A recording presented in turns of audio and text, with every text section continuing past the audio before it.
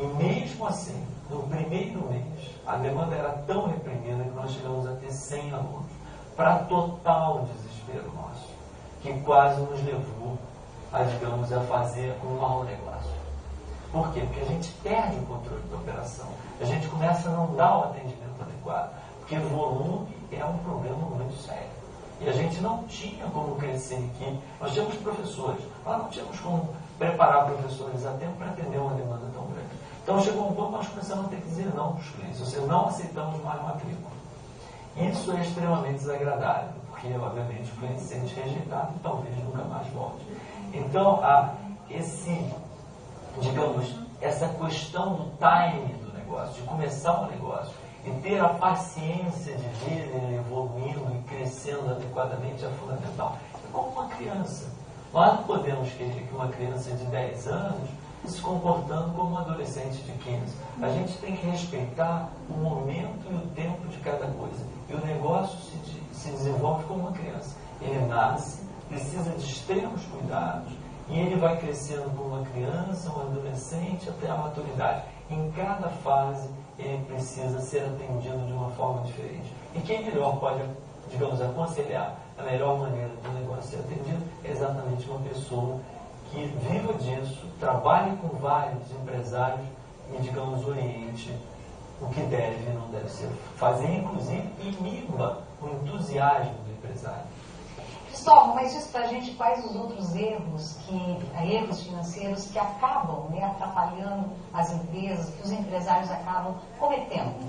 Quais seriam os outros erros? Um erro financeiro muito comum é a confusão entre o dinheiro da empresa e o dinheiro do empresário. Ou seja, pequenas empresas, aí eu estou falando mais para pequenos negócios, micronegócios, pequenos negócios, até negócios que começam a crescer um pouquinho. O empresário confunde o caixa da empresa com os recursos dele. É muito importante que o empresário entenda que o dinheiro da empresa é o dinheiro da empresa. Então, como que ele vai se remunerar? Ele pode se remunerar de duas maneiras. Uma maneira é ele trabalhando na empresa, ou seja, ele sendo gerente da empresa, ou ele sendo diretor da empresa. E nesse caso, é absolutamente fundamental que ele cobre da empresa aquilo que um outro profissional de mercado cobraria. Ou seja, ele não pode, digamos, se a empresa precisa de um gerente financeiro e ele faz as vezes de gerente financeiro e o mercado, digamos, está pagando R$2.000 para um gerente financeiro para aquele tamanho de negócio, ele não pode retirar da empresa mais do que isso. Senão ele estaria penalizando o negócio. Então, ele pode retirar como, digamos assim, um prolabore, que respeite a atividade que ele está desenvolvendo em termos de valor de mercado. E ele pode tirar também participação dos lucros, que é exatamente o que ele deve retirar do negócio. Ele não precisa nem trabalhar no negócio. Ele pode empresariar e colocar uma pessoa especializada para tocar o negócio. Mas é fundamental que ele retire apenas o que for distribuição de lucros.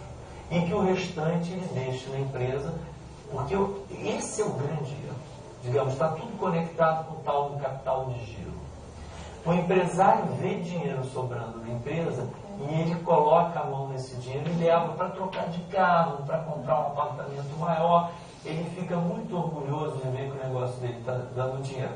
Mas o problema é exatamente isso. Quando o negócio começa a crescer, a necessidade de capital de giro do negócio se expande também. Então o negócio precisava de R$10.000 de capital de giro. Ele agora está tendo sucesso. Ele não necessita mais de 10 mil. Ele necessita de 20.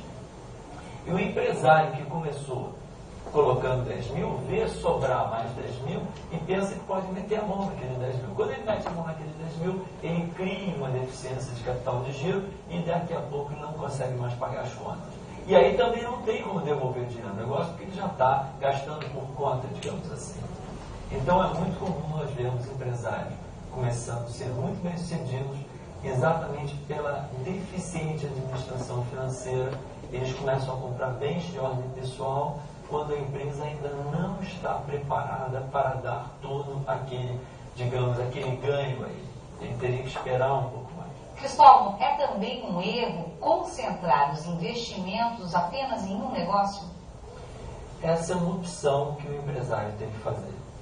A concentração dos lucros, ou seja, os lucros eles eles podem ser distribuídos para o empresário ou serem reinvestidos na empresa. A concentração de lucro na empresa tem um aspecto extremamente positivo para a empresa, que permite a empresa aproveitar oportunidades para um crescimento maior. Porém, por outro lado, o empresário estará aumentando a concentração dos lucros que pertencem a ele, no final das contas, naquela única empresa. Sempre que houver uma concentração, o risco aumenta. Então, isso é uma opção que ele tem que fazer. Ou seja, correr um risco maior e talvez obter um ganho maior, ou tirar parte dos recursos da empresa e procurar investir esses recursos em algum outro negócio. E aí nós aconselhamos o mercado de ações. Por quê? O mercado de ações, ele existe exatamente para isso. Se você tem uma empresa, uma madeireira, e ganha muito dinheiro com madeira, você pode tirar parte dos lucros da empresa e aplicar em ações, por exemplo, numa mineradora como a Vale do Rio Doce. Ou, por exemplo, numa empresa de bebidas como a Ambev. E em fazendo assim, você está diversificando o risco do capital do empresário. Enquanto que, por outro lado, a empresa em si, ela só vai crescer se ela tiver recursos suficientes para aproveitar as oportunidades de crescimento dela. Por tudo que eu tenho visto hoje em dia em pequenos negócios, eu recomendaria um crescimento mais controlado. Existe uma tentação muito grande de crescer rápido. E uma outra coisa que em finanças a gente aprende e que o empresário não sabe, e, digamos assim, o comum das pessoas confunde, a maioria das pessoas confunde crescimento com crescimento saudável. A maioria das pessoas entende que por haver crescimento, necessariamente esse crescimento é saudável. Isso não é verdade. Absolutamente não é verdade. Então, vou dar um exemplo fazendo uma pequena analogia. Digamos que uma pessoa começa a querer ter um físico muito poderoso, digamos assim. Começa a ir à academia de ginástica e malhar muito. Ela vai ficar musculosa. Mas o fato dela ficar musculosa não necessariamente implica que ela está ficando com saúde. Por exemplo, digamos que ela comece a usar anabolizantes. Ela vai desenvolver um físico prodigioso, vai ficar com uma aparência saudável, mas ela vai estar com problemas seríssimos de saúde. Essa analogia pode ser transportada com a maior tranquilidade para o negócio.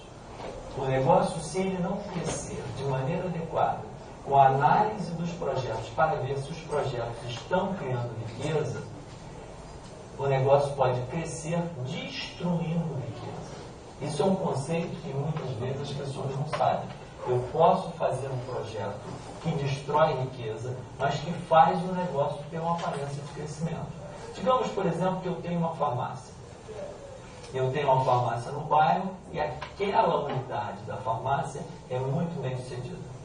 Eu vou, pego o dinheiro da empresa e reinvisto numa nova farmácia, uma nova unidade, num outro bairro. Eu tenho que analisar muito bem este projeto dessa nova unidade. Porque se esse projeto não tiver uma garantia razoável de que vai gerar riqueza, este projeto, ele vai começar a destruir riqueza e consumir a riqueza que está sendo criada pela primeira unidade. No longo prazo, nós teremos um desastre no negócio como um todo. Isso é muito comum no Brasil, porque a pessoa vê o seu negócio expandindo e ela confunde expansão no negócio com um crescimento saudável. Eu posso perfeitamente ter expansão no negócio, e se a expansão é acelerada, eu arriscaria dizer que provavelmente ela não é saudável. Eu posso ter essa expansão no negócio, assim como tenho a expansão do físico de um atleta que usa anabolizante.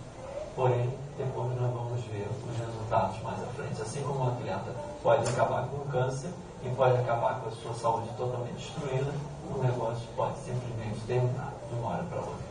Existem vários casos aqui no Brasil, não gostaria de citar nomes, né? Mas temos uma grande construtora aqui no Brasil, todos lembram o nome, que saiu construindo unidades no Brasil inteiro. E essa construtora quebrou.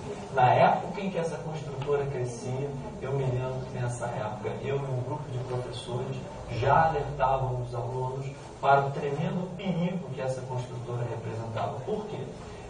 razões. Primeiro, que ela nos chamou a atenção pelo crescimento vertiginoso. Não existe mágica na vida. Se o crescimento é rápido demais, ou atingimos um filão fantástico, ou tem alguma coisa errada e o crescimento está sendo feito com destruição de riqueza.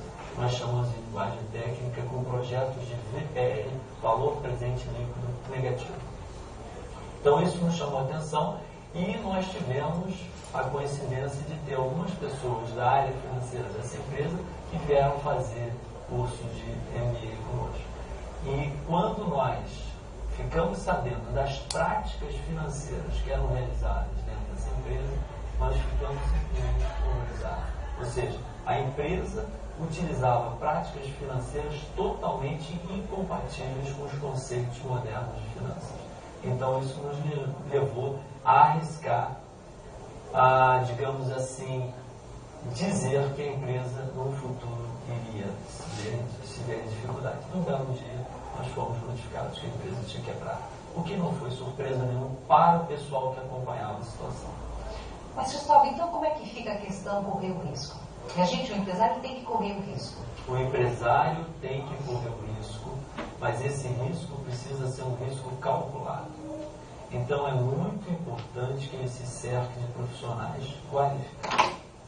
É muito importante que ele entenda que a questão não é só crescer, a questão é crescer de uma forma saudável. E para isso ele precisa de alguém com conhecimento sólido na área financeira para analisar os projetos dele. Muitas vezes eu vejo o empresário dizendo, vou comprar mais uma máquina. Esse comprar mais uma máquina é um projeto.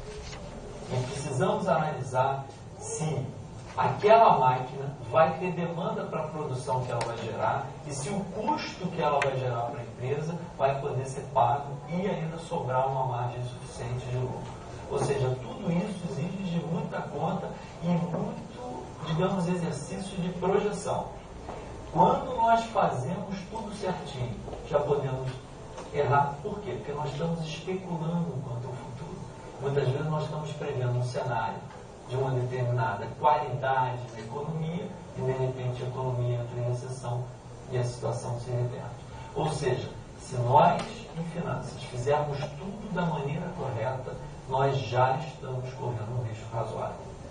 Se, além disso, nós não seguirmos as técnicas adequadas, eu diria que o risco é muito grande. E mais, eu tenho acompanhado casos de pessoas que têm sucesso por pura sorte.